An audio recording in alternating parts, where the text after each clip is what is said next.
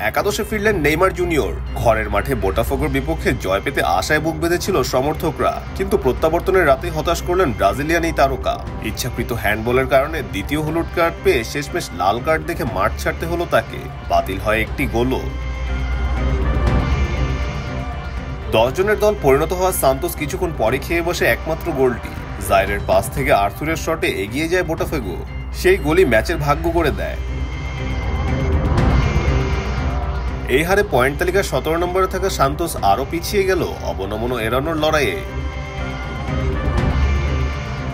এ নিয়ে পেশাদার ক্যারিয়ারে 15 বার লাল কার্ড দেখলেন নেইমার। সান্তোসের হয়ে এটি ছিল তার ষষ্ঠবারের মতো বহিষ্কার হওয়া।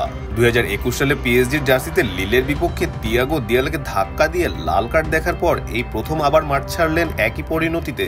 এবার নিষেধাজ্ঞা অনুযায়ী অন্তত এক ম্যাচ মাঠের বাইরে থাকতে হবে তাকে। আর দুর্ভাগ্যজনকভাবে সেটিই সান্তোসের সরাসরি অবনম্য প্রতিদ্বন্দ্বী ফর্টালেজারের বিপক্ষে। চাপে থাকা সান্তোসের জন্য নেইমারের এই অনুপস্থিতি এখন বড় ধাক্কা। এমন সময় যখন তাদের প্রতিটি ম্যাচই বাঁচা মরার লড়াই। এখন প্রশ্ন একটাই, নেইমার ছাড়া ঘুরে দাঁড়াতে পারবে তো সান্তোস?